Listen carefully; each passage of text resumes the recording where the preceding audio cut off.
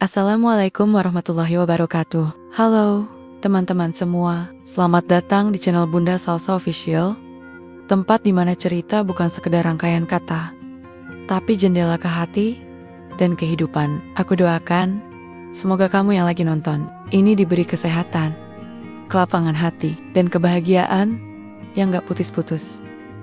Kalau kamu lagi capek, semoga lewat cerita ini, kamu bisa merasa lebih ringan. Kalau kamu lagi sendiri, semoga kamu merasa ditemani di sini. Jangan lupa, ambil posisi paling nyaman, duduk santai, siapkan teh hangat, atau cemilan kesukaanmu. Karena hari ini, aku punya cerita yang bukan cuma seru, tapi juga bisa bikin kamu berpikir, merasa, dan mungkin tersenyum kecil di tengah hari yang sibuk. Selamat menonton, dan selamat hanyut dalam cerita. Jangan lupa tulis komentar setelah nontonnya. Aku selalu baca, dan senang banget bisa ngobrol sama kalian. Aku pikir malam itu seperti biasa menutup kaf, lalu pulang ke rumah Agnes.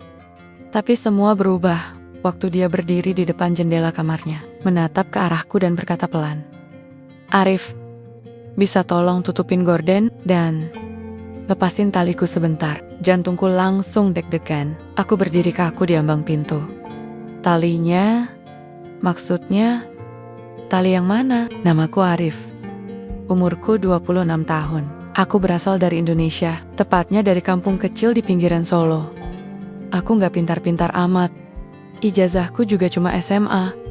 Tapi aku termasuk nekat. Demi bisa bantu ekonomi keluarga, aku ikut program kerja luar negeri. Nasib membawaku sampai ke Swedia, negara yang menurutku seperti kulkas raksasa. Udara di sini dinginnya gak masuk akal. Tapi sejak hari pertama aku menginjakan kaki di Stockholm, ada satu hal yang bikin suasana mendadak hangat. Bosku sendiri, namanya Agnes, janda. Umur sekitar akhir 30-an, tapi wajah dan tubuhnya, ya, kalau boleh jujur, dia lebih kelihatan kayak model majalah gaya hidup. Rambut pirang, mata biru, senyum tipis yang suka muncul tiba-tiba. Dan entah kenapa, setiap kali dia bicara sama aku, nadanya kayak setengah menggoda.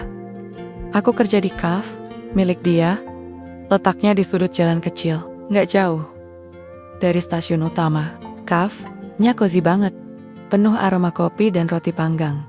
Tempat orang Swedia ngopi sambil nunggu salju reda. Aku jaga dari jam 9 pagi sampai jam 9 malam. Setelah itu, aku ikut ke rumahnya buat bantu beres-beres, nyapu, ngepel, nyuci, dan semua kerjaan asisten rumah tangga. Jadi ya, bisa dibilang aku ini dua profesi dalam satu badan. Hari pertama aku kerja, Agnes bilang, "Kalau kamu kerjanya bagus, kamu boleh ambil roti sesukamu." Aku ketawa, bilang, "Kalau saya makan semua rotinya, bos rugi." Dia miringkan kepala sedikit, lalu jawab, "Kalau kamu bikin aku senang, aku gak pernah merasa rugi." Aku kira dia bercanda, tapi makin lama aku sadar, Agnes emang senang lempar kalimat-kalimat ambigu kayak gitu. Kadang aku gak tahu harus ketawa, bingung, atau pasang muka datar. Tapi karena aku juga suka ngelawak, ya udah, aku lawan juga. Kita berdua malah jadi sering adu candaan. Cuma bedanya, candaannya dia sering mengarah ke wilayah terlarang. Pernah suatu hari, saat aku nyuci piring di dapur, dia berdiri di belakangku. Tiba-tiba dia ngomong, "Arif, kamu bisa pegang yang keras itu?" Aku refleks langsung noleh. Kaget. Ternyata, maksudnya gagang penggulung karpet yang jatuh di bawah lemari. "Saya kira apa, Bu?" kataku sambil nyengir. "Pikirannya kamu tuh gak jauh-jauh ya?" katanya sambil jalan pergi. Tapi aku tahu dia senyum. Giginya kelihatan dari pantulan kaca oven. Agnes tinggal sendirian di rumah gede 2 lantai. Rumahnya kayak yang sering aku lihat di sinetron-sinetron Eropa. Bersih, putih, dingin, tapi rapi. Semua barang di tempatnya. Di kamar mandinya bahkan sabun dan sampo ditata pakai garis. Dia bukan tipe orang berantakan, tapi kadang ada hal kecil yang bikin aku bingung. Misalnya, kenapa jendela kamarnya selalu tertutup rapat, gordennya double. Dan dia pernah bilang, jangan pernah masuk kalau dia nggak suruh. Awalnya aku nggak peduli, tapi makin kesini, makin penasaran juga. Satu hal yang bikin aku betah kerja di sini, selain gaji, adalah cara Agnes memperlakukan aku. Gak kayak bos-bos galak di cerita buruh migran. Dia sopan, kadang lucu, dan suka tiba-tiba nyiapin makanan buatku kalau lihat aku capek.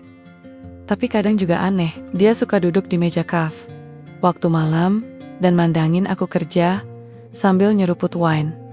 Arif, katanya waktu itu, kamu tahu nggak? Aku udah 3 tahun gak ngerasain yang lembut-lembut. Aku yang lagi ngelap meja langsung kaku. Ma, maksudnya? Tanyaku gugup. Dia senyum. Roti di kaf. Tetangga keras banget. Kamu pikir apa tadi? Aku gak jawab, cuma senyum malu-malu sambil garek-garek belakang kepala. Begitulah hari-hariku di Stockholm. Setiap hari aku merasa kayak masuk ke dunia drama. Dan entah kenapa, makin hari aku makin terbiasa sama suasana begini. Dinginnya salju bisa ditahan, tapi godaan dari bos janda kaya ini kadang bikin aku keringetan, meski suhu di luar minus 10 derajat. Tapi semuanya berubah mulai malam itu. Waktu Agnes pulang bareng aku dari kaf, kami masuk ke rumahnya yang sepi. Setelah lepas jaket, dia berdiri di tangga dan bilang, "Arif, bisa bantu aku sebentar?" "Bisa, Bu." "Ke kamar, tutup gordennya ya, dan tolong lepas taliku." Aku gak kuat, aku terdiam. Dek, jantungku gak jelas ritmenya. Tali, gorden, tapi kenapa dia berdiri sambil nunduk kayak gitu? Langkahku pelan naik tangga. Di kamar, dia berdiri membelakangi aku. Tangannya menunjuk ke belakang punggungnya.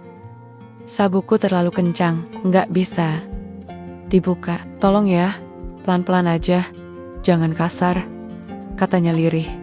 Aku menelan ludah. Dengan tangan gemetar, aku mendekat. Jantungku hampir copot. Tapi saat sabuk itu lepas, Agnes langsung menarik napas lega. Akhirnya bisa juga. Sabuk ini tuh model lama, kancingnya nyangkut terus. Aku cuma bisa berdiri kaku. Dia lalu duduk di pinggir ranjang dan bilang, "Makasih Arif, kamu selalu bisa diandalkan." Aku turun tangga dengan kaki lemas. Niat hati bantu buka sabuk, malah nyaris kena serangan jantung.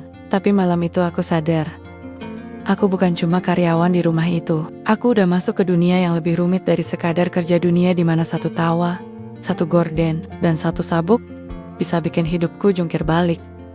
Dan cerita ini baru dimulai. Itu hari Minggu. Kaf, libur, tapi aku tetap ke rumah Agnes lebih pagi dari biasanya. Karena dia minta bantu bersih-bersih rumah. Katanya mau ada tamu sore nanti. Seorang teman lamanya dari Mom. Rumah besar kayak begitu, meskipun isinya cuma 2 orang, tetap aja butuh banyak tenaga buat bersihin semuanya. Dan aku satu-satunya tenaga yang dia punya. Begitu pintu rumah kubuka pakai kunci duplikat, aku langsung nyium aroma kopi dan roti dari dapur. Biasanya aroma itu datang dari kaf, tapi pagi ini aroma itu datang dari rumah sendiri. Aku jalan pelan ke arah dapur. Suara telapak kakiku nyaris nggak terdengar di lantai marmer putih itu. Dan di sana, berdiri sosok yang bikin aku langsung merasa salah masuk rumah orang. Agnes berdiri membelakangiku. Rambut pirangnya digerai, panjang sampai punggung. Dia pakai daster sutra warna merah muda terang, licin, mengilap, dan tipis. Sangat tipis. Terlalu tipis untuk ukuran pagi hari yang dinginnya menggigit. Aku langsung balik badan sepat-sepat dan ngomong setengah gugup. "Permisi Bu, saya kira Ibu belum bangun." "Tenang aja Arif, ini rumahku, bukan masjid," jawabnya santai tanpa menoleh. Aku canggung, mau ngelangkah balik, tapi dia malah nyuruh aku masuk ke dapur. Masuk, bantu aku ambilkan selai dari lemari atas. Aku gak bisa jinjit sekarang. Lagi malas pakai heels. Aku akhirnya jalan masuk juga. Masih jaga pandangan lurus ke lemari, berusaha gak ngelirik ke arah daster berkilau itu. Aku buka lemari, ambil toples selai stroberi, lalu kasih ke dia. Dia nerima toples itu dengan senyum. "Terima kasih, tanganmu dingin banget." "Baru dari luar." "Ya, iya, suhu minus 12, makanya cari pasangan biar bisa anget," ujarnya enteng, sambil olesin roti dengan selai. Aku hanya bisa senyum tipis. Candaan kayak gitu udah jadi sarapan biasa di rumah ini. Waktu aku mulai nyapu ruang tengah, Agnes duduk di sofa sambil buka majalah dan ngopi. Tapi dasternya itu tetap aja mengganggu fokus. Mungkin itu memang model khas Eropa. Tapi buatku yang dari kampung, pemandangan itu lebih bikin gugup daripada cuaca ekstrem. Dia tiba-tiba bersuara, "Arif, kamu tahu nggak bedanya selimut dan pelukan?" Aku langsung berhenti nyapu. "Apa ya, Bu?" "Selimut bisa kamu beli. Pelukan kadang cuma bisa kamu dapat dari orang yang tepat." Aku garuk kepala yang gak gatal. "Itu quotes dari Pinterest ya, Bu?" Dia ketawa, suaranya renyah, kayak roti panggang. "Bukan, quotes dari janda berpengalaman." Aku ikut ketawa, walau lebih ke arah tawa garing karena gak tahu harus jawab apa. Pas aku beresin dapur, dia datang lagi. Kali ini pakai jaket tipis warna hitam. Tapi dasternya masih tetap dipakai di dalam. Dia buka kulkas, ambil sebotol air, terus nyender di kulkas sambil mandang aku. "Kamu udah berapa lama gak pacaran, Arif?" Lama, Bu. Nggak kehitung, kasian.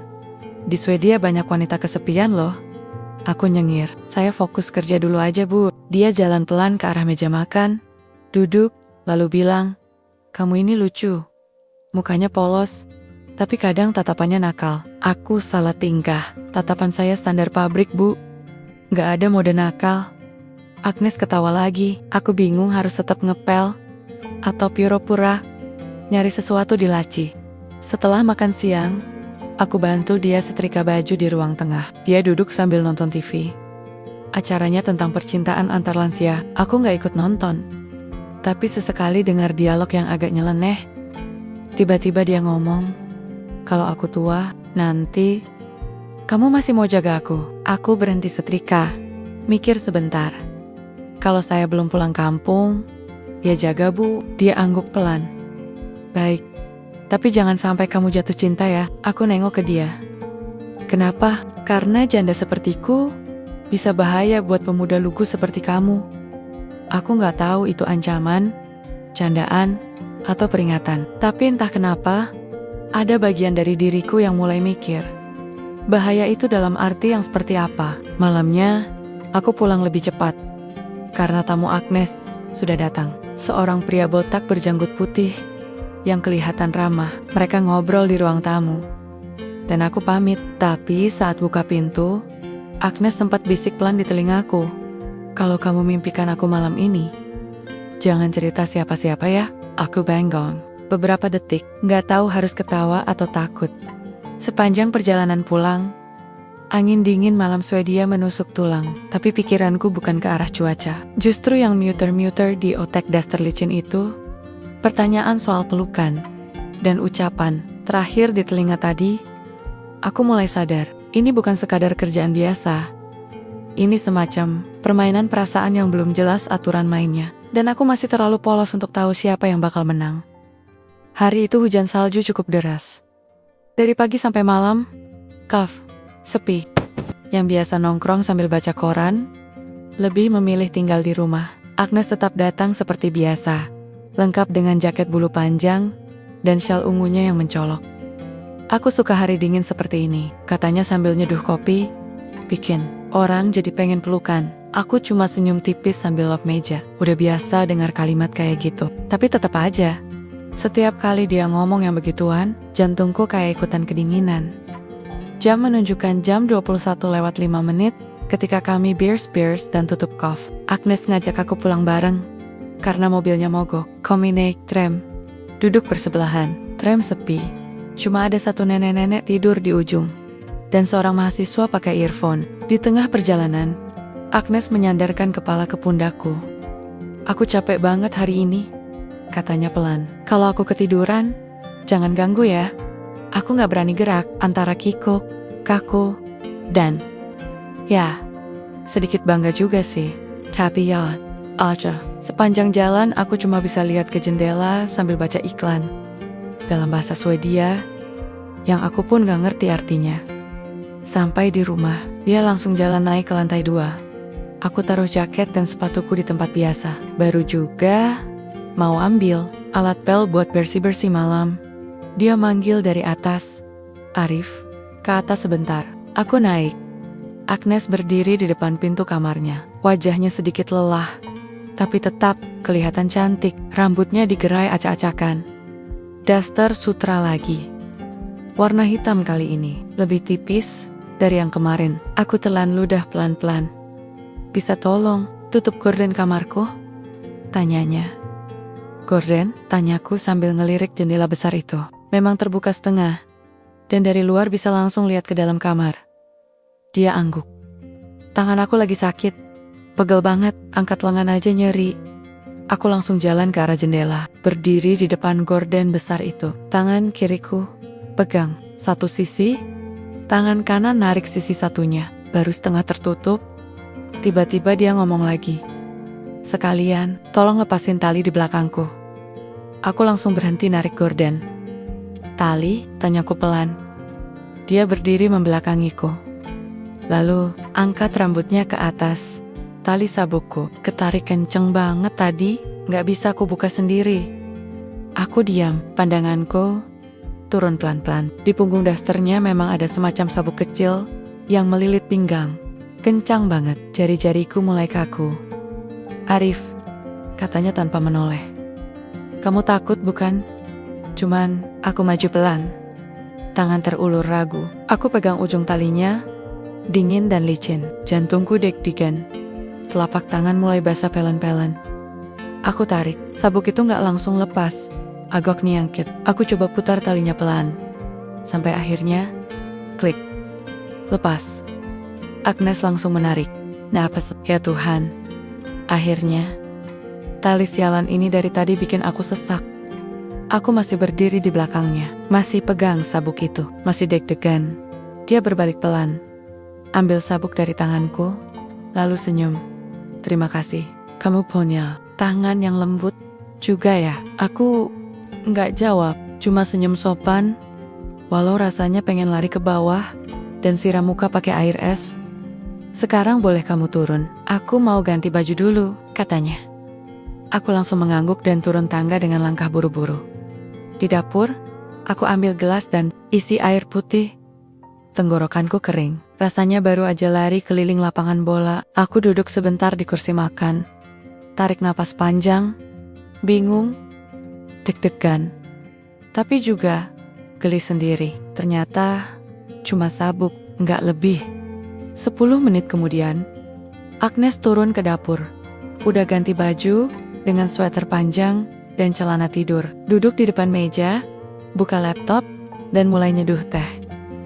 Maaf ya kalau tadi bikin kamu salah paham, katanya tiba-tiba. Aku cuma angkat alis, maksudnya dia melirik. Kamu kira aku bakal minta yang aneh-aneh ya? Aku nyengir. Saya kira saya mau dipecat. Dia ketawa, kamu lucu.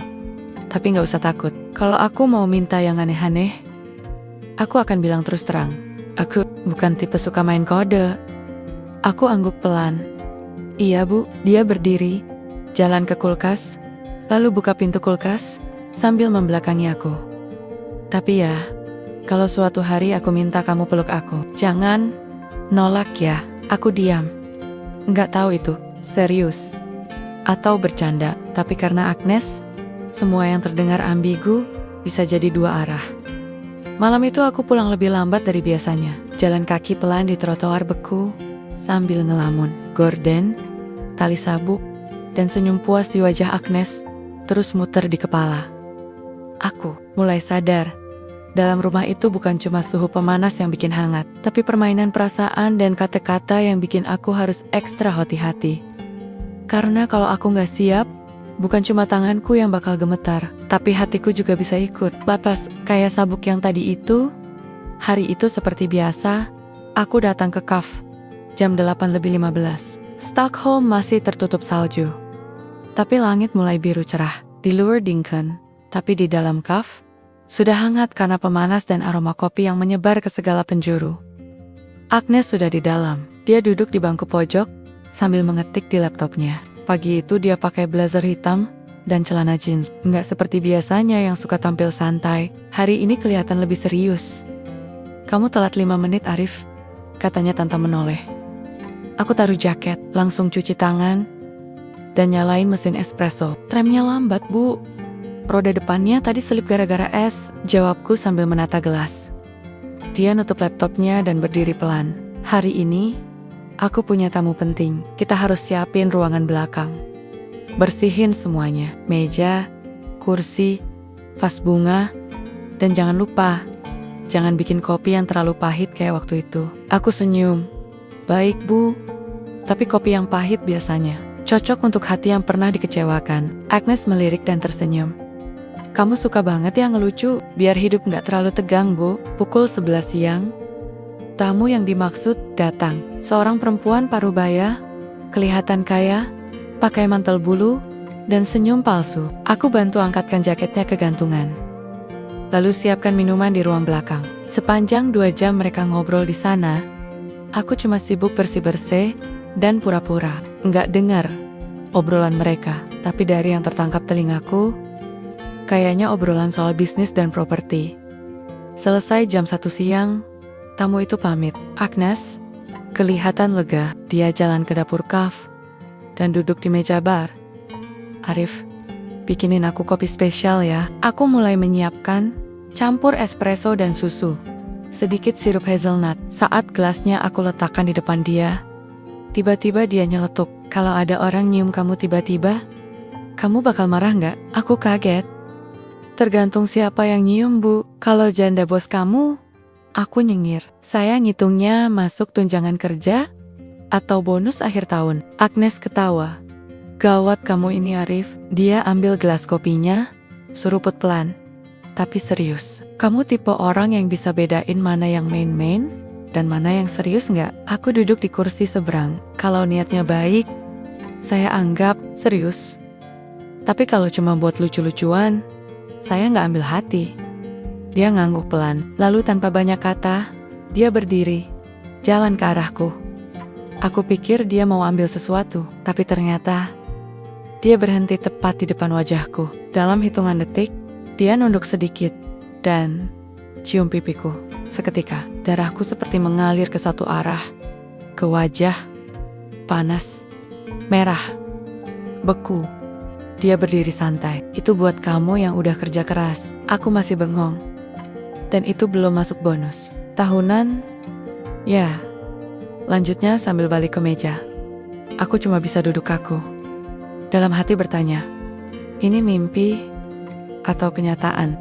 Sorenya, aku dan Agnes beres-beres seperti biasa. Tapi, suasananya canggung. Aku banyak diam. Dan dia juga nggak seaktif biasanya. Mungkin sadar aku masih shock. Waktu aku lagi nyapu bagian depan kaf, dia datang dari belakang dan tepuk pundakku. Maaf kalau tadi aku kelewatan. Aku geleng pelan. Nggak apa-apa, Bu. Cuma, ya, saya nggak nyangka aja. Kamu kira aku akan nyium bibir kamu? Tanyanya sambil tertawa kecil. Aku ikut ketawa, walau setengah bingung.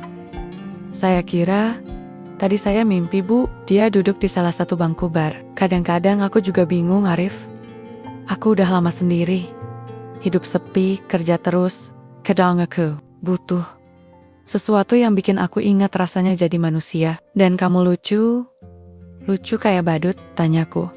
Lucu kayak cowok polos yang gak sadar kalau senyumnya bisa bikin janda mikir ulang soal hidup. Aku diam. Nggak tahu harus jawab apa. Candaan seperti itu memang sering dia lontarkan. Tapi yang ini rasanya beda, lebih dalam, lebih jujur. Malamnya, saat kami pulang, suasana masih agak canggung di rumah. Setelah aku beres-beres dapur, dia keluar dari kamarnya dengan piyama panjang dan hoodie tipis. Duduk di meja makan, ngetik sesuatu di ponsel. Aku pamit pulang. Dia hanya ngangguk. Lalu sebelum aku bener-bener keluar, dia bilang pelan, Arif, hati-hati ya, jangan sampai terlalu nyaman. Aku menoleh. Maksudnya, dia tersenyum samar. Jangan sampai nyaman, lalu lupa pulang. Aku cuma bisa angguk. Lalu tutup pintu dan jalan keluar.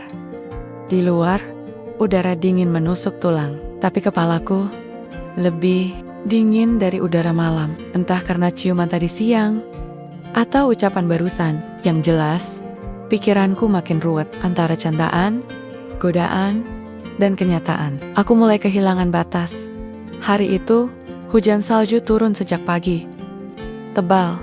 Mobil-mobil di tepi jalan nyaris tertutup semua. Jalanan lengang, sekolah, kantor, dan beberapa tempat usaha tutup karena badai salju, termasuk kami. Aku tetap datang ke rumah Agnes, karena sebelumnya dia sudah bilang, kalau cuaca buruk, kamu nginep aja di sini. Nggak aman pulang jalan kaki malam-malam. Waktu aku sampai, rumahnya sudah hangat. Pemanas menyala, dapur wangi kaldu ayam, Agnes duduk di sofa, pakai sweater abu-abu, longgar dan celana rumah.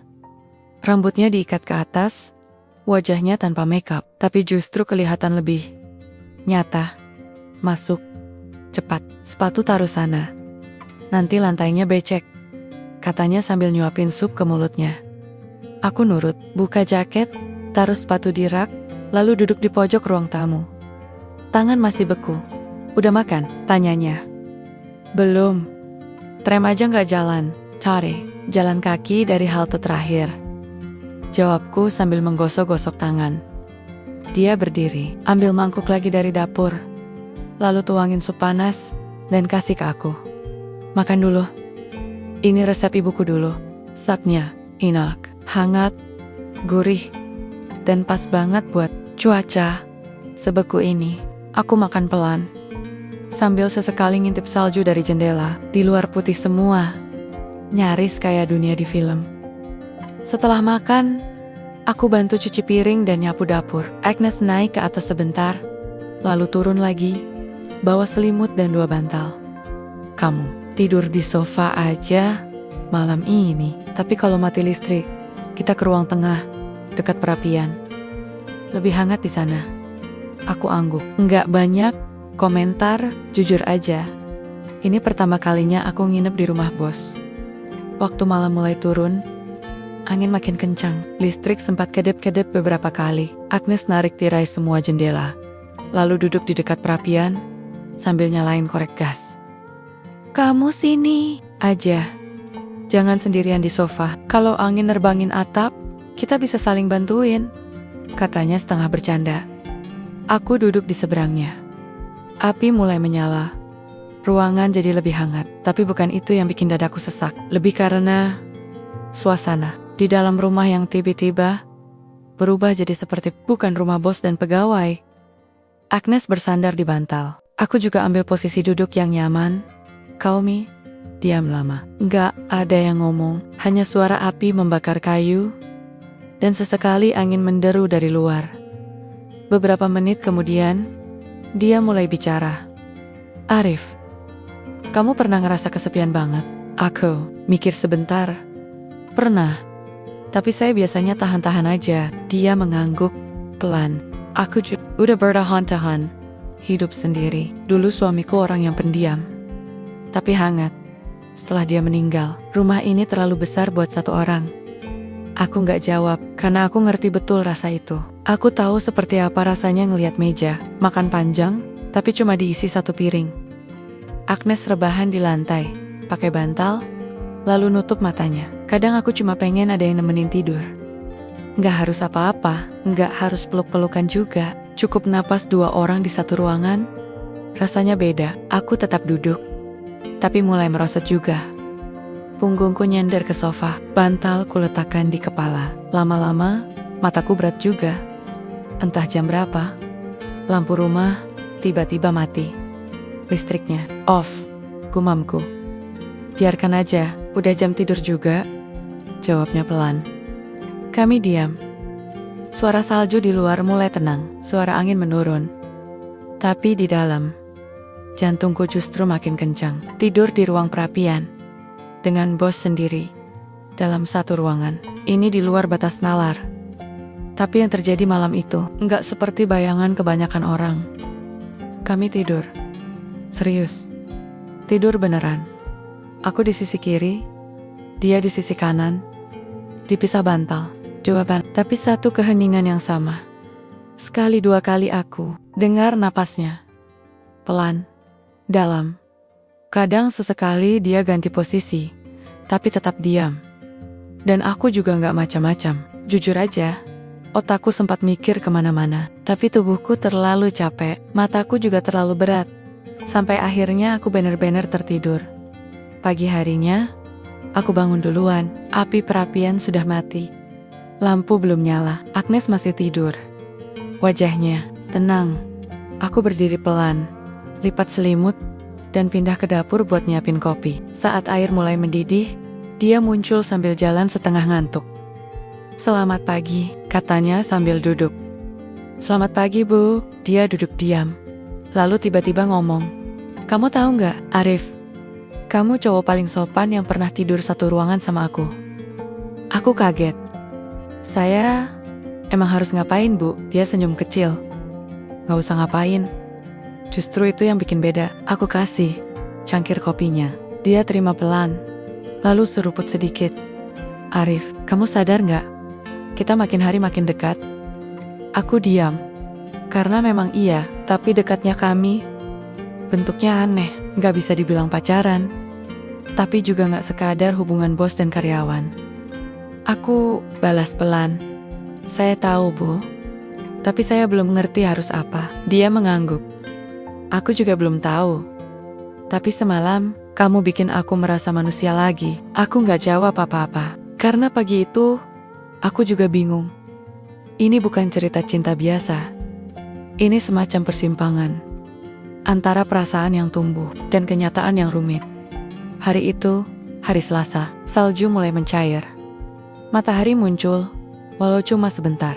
Aku datang ke kafe sedikit lebih pagi, karena Agnes bilang ada urusan penting yang mau dia omongin. Biasanya kalau dia bilang penting, bisa berarti banyak hal. Dari urusan pemasok kopi sampai candaan sarkas, soal statusku yang masih jomblo. Tapi pagi itu suasananya beda. Waktu aku buka pintu kafe, Agnes sudah duduk di meja dekat jendela. Dia nggak lagi pakai blazer atau daster tipis. Dia pakai sweater tebal warna krem. Wajahnya datar, mata sembab. Dia baru bangun.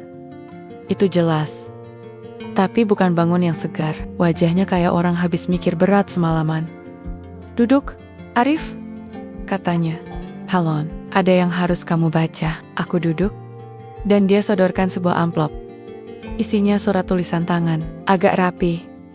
Tapi setiap hurufnya seperti penuh tekanan. Aku baca pelan-pelan. "Jika sesuatu terjadi padaku, rumah ini, kafe ini, dan seluruh isi rekening bank akan aku serahkan ke orang yang menurutku paling bisa jaga semua ini. Orang itu bukan saudara, bukan mantan, dan bukan sahabat, tapi seseorang yang hadir di masa aku paling kesepian dan tidak pernah memanfaatkan itu untuk kepentingan sendiri. Namanya Arif." Tanganku langsung berhenti. Napasku nggak teratur. Aku tatap wajahnya. "Ini serius, Bu?" Agnes mengangguk. "Aku nggak main-main. Semalam, aku nulis itu setelah kamu tidur, bukan karena aku mau mati besok. Tapi karena aku sadar, nggak ada yang bisa kupercaya sepenuhnya selain kamu." Aku langsung tegang. "Tapi saya cuma pegawai, Bu. Saya nggak bisa." "Kamu bisa," potongnya. "Justru karena kamu nggak ambisius, aku tahu kamu nggak bakal hancurin semua ini." Aku pegang surat itu seperti pegang bom waktu. Ucapan terima kasih saja rasanya. Engkekukap. Tapi aku juga bingung. Harus merasa senang atau justru takut? Dan seperti biasa, momen emosional itu dihancurkan oleh sesuatu yang absurd. Kami lagi di dapur. Aku bantuin angkat keranjang cucian bersih dari mesin pengering. Tiba-tiba, salah satu tali bra nyangkut di keranjang besi, dan sebelum sempat kutarik, Agnes sudah berdiri di belakangku. "Itu tali model baru. Kenceng ya?" katanya datar. Aku buru-buru narik tangan. "Maaf, Bu, saya nggak sengaja." Dia ngangkat alis. "Kamu sering nemu tali bra yang nyangkut di dapur, baru kali ini." Jawabku malu-malu. Dia nyengir, lalu bilang, "Kalau nanti kamu udah nikah, jangan sok polos lagi ya, kasihan istrimu." Aku garuk kepala. "Saya takut, Bu. Bukan karena branya, tapi karena saya makin hari makin merasa kita kayak bukan bos dan pegawai lagi." Dia diam sebentar, lalu duduk di kursi dapur. Tatapannya lurus ke jendela. Lalu pelan-pelan dia bilang, "Mungkin karena kita memang sudah bukan itu lagi, Arif." Aku berdiri mematung. Tanganku masih pegang handuk, otakku masih muter cepat, mencari kalimat yang pas. Tapi yang keluar dari mulutku cuma satu kalimat. Kalau kita bukan bos dan pegawai, lalu kita apa, Bu? Agnes nggak langsung jawab. Daya, bangkit, jalan ke arahku. Lalu berdiri sangat dekat. Aku juga belum tahu, tapi aku tahu ini. Setiap kali kamu ada, aku merasa hidupku masuk akal. Aku mundur setengah langkah. Saya takut salah langkah. Saya cuma cowok kampung, Bu. Dan aku cuma janda kesepian. Kita impas. Katanya ringan, tapi dalam. Suasana jadi hening. Beberapa menit kemudian, aku pindah ke kaf, bagian depan, siapin meja, nyalain pemanas, dan berusaha fokus kerja. Tapi pikiran masih di surat tadi, dan tali bra yang entah kenapa bisa nyangkut sempurna di keranjang logam. Siang itu kaf agak ramai, tapi Agnes nggak keluar dari dapur.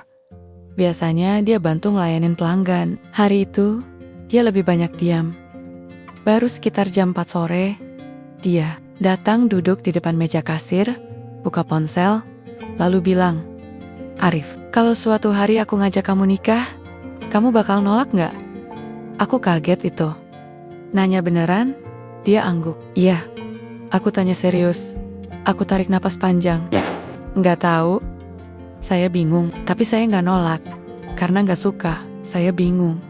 Karena ngerasa nggak selevel. Dan kamu tahu, Arif, katanya pelan, semua orang yang bikin aku merasa selevel, justru orang yang paling bikin aku hancur. Aku diam. Dada terasa aneh, antara tegang, hangat, dan bingung. Malamnya, waktu aku mau pulang, dia berdiri di pintu, lalu bilang, "Surat itu tetap di laci, jangan bilang siapa-siapa. Tapi kamu sudah tahu, dan itu cukup." Aku angguk pelan. "Iya, Bu." Dia senyum tipis. "Dan soal berat tadi, tolong besok bantu gantungin yang udah kering ya. Jangan takut. Itu cuma kain." Aku ketawa kecil. "Iya, Bu. Saya bantu gantung. Tapi tolong jangan ditaruh di dekat pisau dapur. Saya bisa trauma." Kami berdua ketawa. Tapi setelah itu, kami sama-sama diam. Karena kami tahu, hari itu, kami baru melangkah satu langkah lebih dalam. Dan setelah ini, mungkin tidak ada jalan untuk mundur. Hari Jumat malam, salju turun lagi. Aku baru selesai mengunci pintu kaf, ketika Agnes datang menghampiri dari arah mobilnya, sambil bawa kantong belanja. Wajahnya lelah. Jaketnya penuh titik-titik salju, tapi senyumnya tetap muncul seperti biasa. "Arif, bantu bawain ini ke dalam, ya," katanya sambil menyerahkan 2 kantong besar berisi bahan makanan.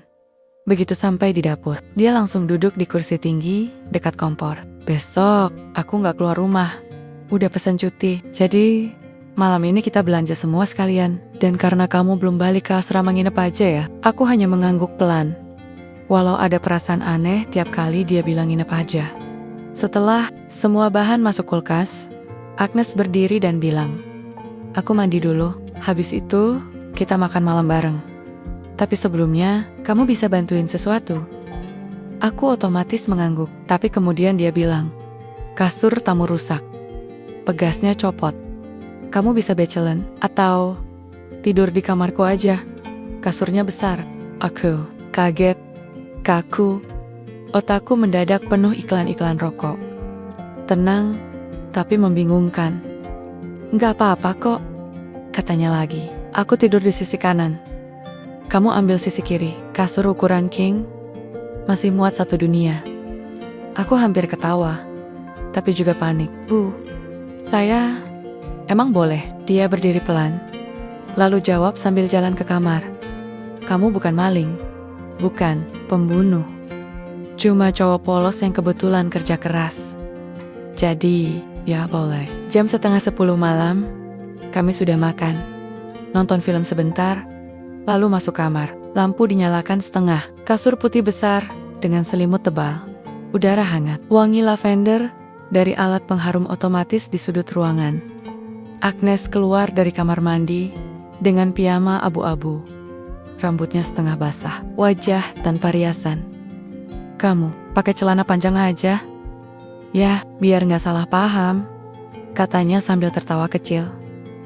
Aku sudah siap lebih dulu. Pakai kaos dan celana panjang. Duduk di ujung kasur. Tegang. Dia naik ke sisi kanan. Narik selimut. Aku masih duduk tegak seperti patung. Arif, kamu pikir aku mau makan? Kamu hidup-hidup ya? Tanyanya santai. Enggak bu, saya cuma belum pernah. Ya gini, tenang. Aku juga lama gak tidur bareng siapa-siapa. Ini bukan soal fisik, ini soal rasa. Aku cuma pengen ditemani. Aku pelan-pelan naik ke sisi kiri kasur. Badanku tegang, posisi tidur miring ke arah jendela. Membelakangi dia. Suasana hening, nyaris 5 menit gak ada suara. Lalu tiba-tiba dia bertanya, Arif, kamu pernah bener-bener jatuh cinta sama seseorang yang kamu pikir gak akan mungkin bisa kamu miliki? Pertanyaan pertama. Aku jawab pelan. Pernah, tapi saya sadar sejak awal. Makanya saya gak pernah berharap lebih. Dia diam beberapa, Derek. Lalu tanya lagi. Kalau akhirnya orang itu nunjuk kamu buat masuk ke hidupnya, kamu bakal lari? Atau terima? Pertanyaan kedua. Aku putar badan.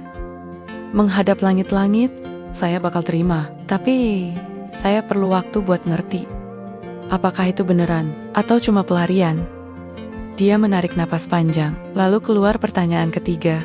Kalau orang itu, aku, sunyi, ruangan jadi beku. Tapi bukan karena cuaca, karena pertanyaan itu lebih dingin dari salju yang turun di luar. Aku duduk pelan, lalu jawab tanpa mikir panjang. Saya belum tahu bu, tapi saya nggak pengen kehilangan tempat ini. Kaf, ini, rumah ini, dan ibu. Dia juga duduk pelan, lalu bilang dengan suara rendah, aku bukan cewek muda, Arif. Aku janda usiaku hampir 2 kali lipat kamu. Aku punya masa lalu. Aku punya luka, dan aku punya banyak kekurangan. Tapi aku tahu satu hal. Aku butuh seseorang yang bisa jaga aku. Bukan hanya fisik, tapi hati juga. Aku balas menatap matanya. Waktu itu, gak ada ciuman, gak ada pelukan. Tapi malam itu kami tahu, ada sesuatu yang mulai tumbuh. Pelan-pelan, bukan karena dipaksa, tapi karena memang sudah saatnya. Dia rebahan lagi, memunggungiku. Aku ikut rebahan. Jarak kami sekitar 2 bantal. Tapi hati kami sudah saling dengar.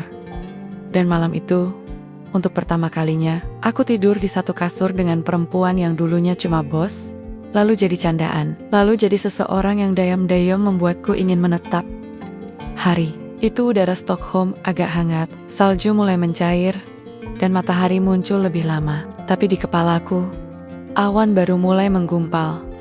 Pagi itu, setelah selesai bersih-bersih dapur kof dan ngatur stok roti, aku duduk sebentar di belakang, buka ponsel, iseng-iseng cek panggilan tak terjawab. Ternyata ada 3 panggilan dari nomor Indonesia, 1 dari nomor rumah, 2 lainnya dari nomor tak dikenal. Kupikir mungkin dari kampung, bisa jadi IBU. Aku pencet tombol hijau, memutuskan buat nelpon balik. Halo, suara di ujung langsung nyaut. Lirih, pelan. Tapi aku kenal suara, itu... Ibu? Tanyaku pelan. Arif, anakku? Jawabnya sambil tercekat. Tiba-tiba, semua rutinitas Eropa runtuh begitu saja. Suara ibu seperti membuka pintu ke masa lalu, ke rumah berdinding papan, ke suara ayam tiap pagi, ke aroma minyak kayu putih yang selalu jadi andalan di rumah. Arif, maaf ibu ganggu. Ibu sakit, bapak juga baru keluar dari rumah sakit. Uang di tabungan kita sudah habis, katanya sambil terisak. Aku diam. Tenggorokanku langsung mengeras. Sakit apa bu? Paru-paru. Tapi ibu gak mau. Kamu khawatir. Kamu kerja aja di sana. Kalau bisa kirim sedikit uang buat biaya obat. Aku langsung berdiri. Bu, saya pulang. Saya pulang sekarang. Jangan buru-buru. Kamu kerja baik di sana. Ibu gak minta banyak. Tapi saat itu aku sudah gak bisa tenang. Otakku langsung muter. Gaji, tabungan, harga tiket, dan izin kerja. Setelah telepon ditutup, aku masuk ke ruang depan. Kaf belum buka. Agnes duduk di dekat jendela lagi baca buku. Waktu aku duduk di depannya, dia langsung tahu ada yang gak beres. Ada apa? Ibu saya sakit. Jawabku pelan. Saya harus pulang. Minimal beberapa minggu. Agnes beberapa detik. Lalu naruh bukunya. Kamu gak perlu izin, langsung aja pesan tiket. Kalau butuh bantuan, bilang. Aku mengangguk. Tapi Agnes belum selesai. Kalau perlu tiket pesawat, aku bayarin. Anggap itu bagian dari gaji kamu bulan depan. Aku pandang dia. Saya gak enak, Bu. Kamu bantu aku lebih dari kerja biasa. Aku gak pernah bayar kamu sesuai nilai aslinya. Jadi kali ini, biar aku yang gantian bantu. Aku terdiam. Rasanya campur aduk antara panik soal keluarga dan terharu sama sikap Agnes. Malamnya, aku pulang lebih awal ke rumah Agnes.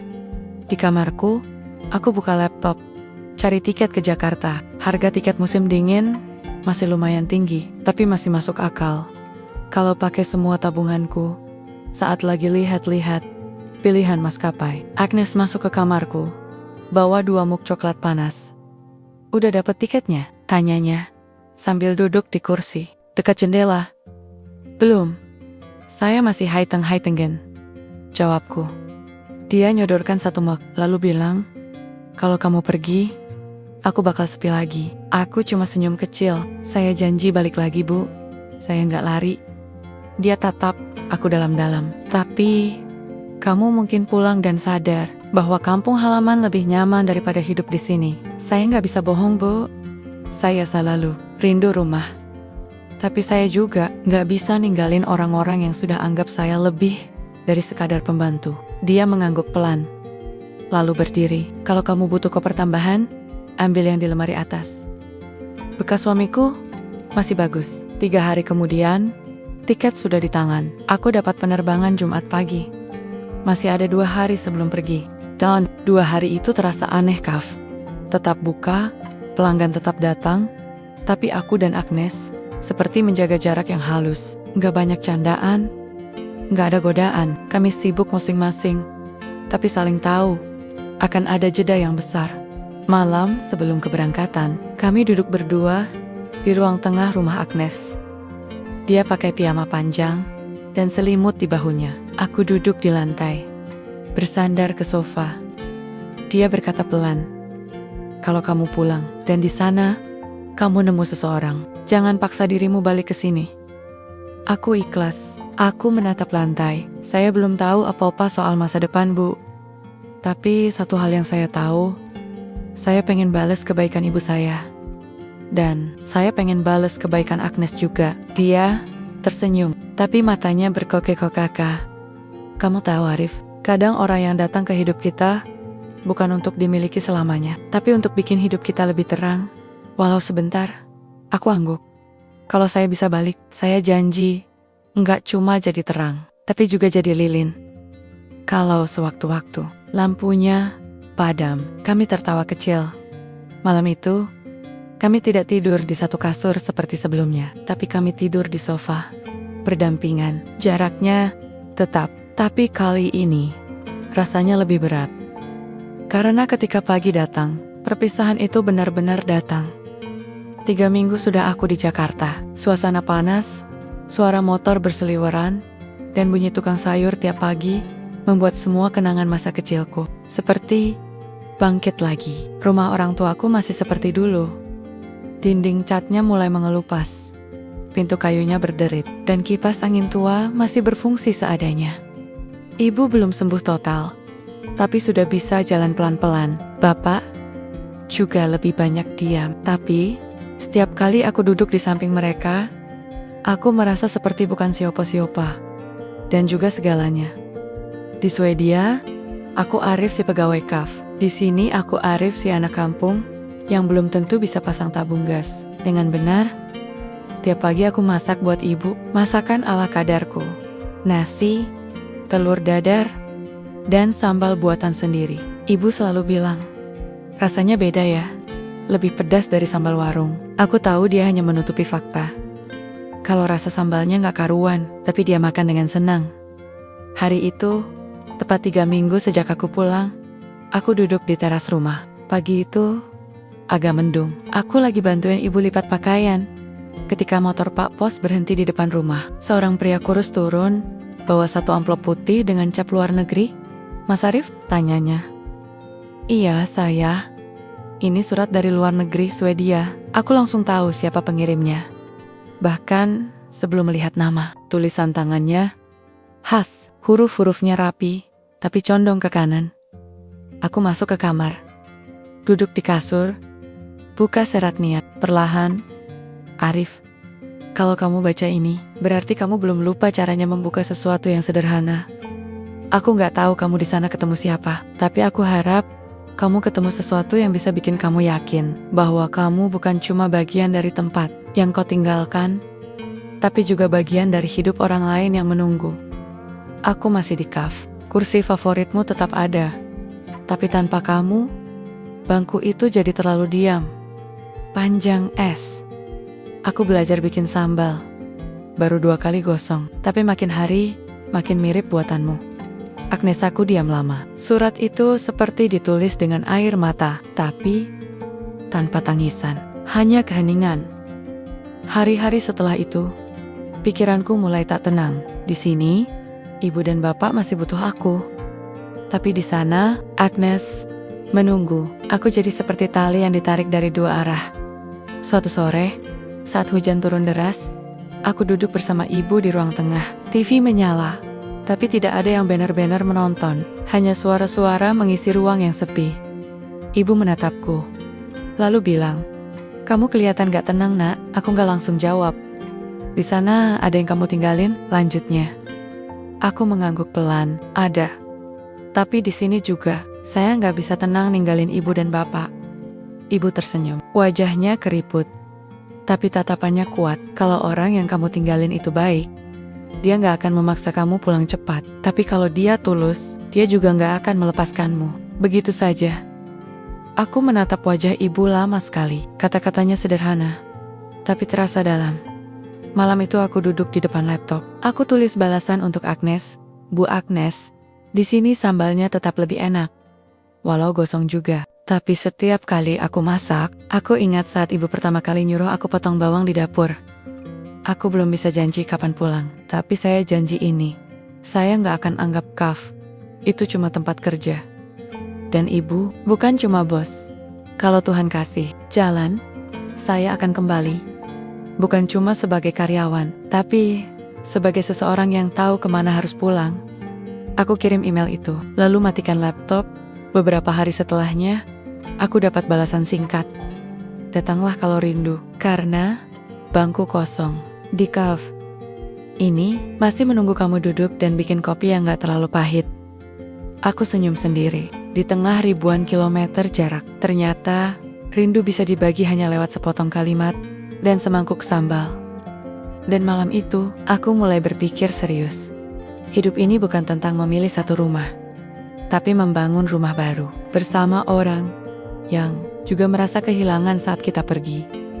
Hari itu aku berdiri di Bandara Soekarno-Hatta, tas ransel di punggung, satu koper di tangan kanan, dan perasaan yang gak bisa dijelasin di dada. Tiket ke Stockholm sudah kupesan seminggu lalu. Ibu sempat tanya berkali-kali, "Yakin kamu mau balik lagi, Rif?" Aku jawab, "Selalu sama." "Yakin, Bu. Tapi bukan buat kerja, buat selesain apa yang belum selesai." Bapak cuma diam. Lalu malam, sebelum keberangkatanku, dia kasih aku selembar uang dolar yang sudah kusut. "Tabungan terakhir dari hasil kebun yang kamu tanam dulu. Kami gak bisa kasih apa-apa lagi, kecuali restu.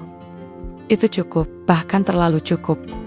Perjalanan ke Swedia seperti mimpi. 15 jam di udara, sempat transit, dan sepanjang waktu aku nggak bisa tidur. Pikiranku muter-muter antara 2 hal. Apakah Agnes masih seperti dulu? Dan apakah aku cukup berani buat bilang bahwa aku pulang bukan cuma karena pekerjaan? Begitu sampai di Bandara Arlanda, Stockholm, cuaca sudah berganti, jadi awal semi. Udara masih dingin, tapi nggak menusuk. Langit turang, jalanan bersih, dan kotanya tetap sunyi seperti yang dulu kutinggalkan. Aku naik tram ke arah distrik tempat KAF. Jantungku mulai berdebar waktu melewati halte terakhir. Dan ketika aku berjalan kaki melewati gang kecil menuju KAF, langkahku melambat. Bangunan KAF itu belum berubah. Jendela besarnya tetap bersih. Tanda open tergantung di kaca. Di dalam, kulihat siluet seseorang yang sibuk mengelap meja. Aku dorong pintu perlahan. Denteng lonceng kecil di atas pintu berbunyi. Agnes menoleh. Dia berhenti sebentar. Napasnya tertahan. Lalu jalan pelan mendekat. "Arif," katanya pelan, seolah masih gak yakin. Aku angguk. "Bu, saya pulang." Agnes gak langsung bicara, tapi matanya langsung merah. Dia pegang lengan bajuku, lalu bilang, "Kamu beneran pulang? Bukan mimpi?" Aku senyum. "Bukan mimpi, Bu. Dan saya bawa sambal juga." Dia tertawa. Tangisnya pecah di tawa itu. Cafe itu tiba-tiba jadi hangat lagi, bahkan lebih hangat dari biasanya. Kami duduk di meja yang biasa jadi tempat istirahat. Dia buatkan 2 cangkir kopi. Rasanya masih sama Pehedia Vol, tapi enak di akhir. "Kamu tinggal berapa lama?" tanyanya. Aku keluarkan paspor dari tas, tunjukin visa kerja baruku. "Lama. Saya minta ulang kontrak. Tapi bukan cuma buat jadi pegawai." Agnes lalu pelan-pelan berkata, "Jadi, kamu datang untuk..." Aku pandang wajahnya. "Saya datang untuk tinggal. Bukan nebeng, bukan numpang tidur. Tapi untuk mulai." Dia menghela napas. Lalu "Aku gak janji bisa langsung kasih kamu semuanya. Tapi kalau kamu mau mulai dari sini, aku siap buka lembar baru." Hari-hari setelah itu berjalan cepat. Aku kembali kerja di kafe. Tapi kali ini, aku gak tidur di sofa atau kamar belakang. Agnes sudah siapkan kamar kecil di lantai. Katanya, "Kalau kamu tetap tidur di bawah, nanti pelanggan ngira aku majikan yang kejam." Malam harinya, aku dan Agnes duduk di ruang tamu rumahnya. TV menyala tapi gak ada yang nonton. Dia pegang cangkir teh. Aku nyemil biskuit yang dibeli di toko Asia. Lalu dia tanya, "Kenapa kamu balik, Arif?" Jujur, aku balas tatap matanya. Karena saya tahu, saya bisa hidup tanpa kaf. Tapi saya gak bisa tenang kalau tahu seseorang yang ngajarin saya masak telur, ngajarin saya nyapu pakai alat canggih, dan ngajarin saya gimana rasanya dicintai malah ditinggal gitu aja. Dia tertawa kecil. "Kalau kamu romantisnya kayak gini terus, bisa-bisa aku malah jatuh cinta ulang tiap minggu." Aku angguk sambil senyum. Itu memang rencananya. Beberapa hari kemudian, aku nganterin Agnes belanja ke toko perabot. Dia tunjuk satu lemari kayu. "Kalau suatu hari kamu tinggal di sini lebih lama, kita bisa beli lemari ini bareng. Kamu taruh baju di sebelah kanan, aku di sebelah kiri." Aku pura-pura bingung. "Kalau bajunya saya lebih banyak, berarti sisi kanan buat kamu, kiri buat sandal aku aja," katanya sambil tertawa. Lelucon seperti itu makin sering keluar. Tapi kami tahu, di balik candaan ada sesuatu yang pelan-pelan jadi serius. Dan malam itu, sebelum tidur, Agnes ngasih aku amplop kecil. Di dalamnya ada satu surat dan satu kunci kecil. "Kalau suatu saat aku gak ada, buka surat ini." Aku pandang dia. "Bu, jangan ngomong gitu." Dia pegang tanganku. "Gak semua cinta harus diikat dengan janji. Tapi aku percaya, kamu tahu kemana harus pulang." Aku naruh surat dan kunci itu di laci meja kamarku. Belum kubuka, karena aku yakin kisah ini belum selesai.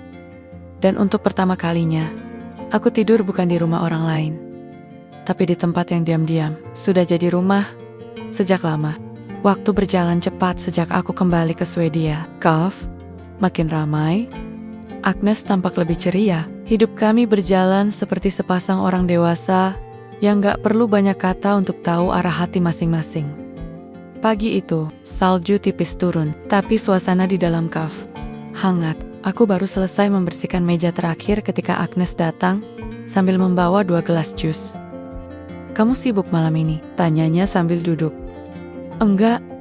Emang ada acara?" balasku. Dia tersenyum kecil. "Aku diundang ke acara pernikahan teman, tapi aku malas datang sendiri." "Temani aku, ya." Aku kaget. "Resmi? Pakai undangan?" Dia angguk. "Pakai jas ya, biar kelihatan ganteng dikit." Aku cuma tertawa. Tapi malam itu, ternyata bukan pernikahan teman, melainkan kejutan. Kami sampai di gedung tua yang disewa khusus Di dalamnya cuma ada belasan orang. Sebagian pelanggan setia kafe, 2 sahabat Agnes, dan 1 pasangan tua yang sering duduk di sudut kafe setiap akhir pekan. Waktu aku tanya, "Kita salah tempat, Bu?" Agnes jawab, "Enggak, ini memang tempatnya, tapi bukan pernikahan orang lain. Ini untuk kita." Aku banggang, benar-benar nggak bisa berkata-kata. Agnes berdiri di tengah ruangan. Gaun abu-abu sederhana, tidak menor, tapi cantik. Satu persatu orang datang memberi selamat. Mereka pikir, aku tahu, padahal aku bahkan belum sempat nyiapin sepatu yang layak. Dia pegang tanganku, lalu bisik pelan, "Kalau kamu belum siap, kita bisa batalkan. Tapi kalau kamu mau, cukup anggukan kepala." Aku tatap dia. Lama. Waktu itu, dalam sepersekian detik, semua kenangan seperti berputar ulang. Dari saat pertama aku masuk kafe sebagai tukang bersih-bersih, sampai malam ketika kami tidur satu kasur tanpa kata. Lalu aku angguk, dan semua orang tepuk tangan. Upacara berlangsung sederhana, tanpa pesta mewah, tanpa adat yang ribet.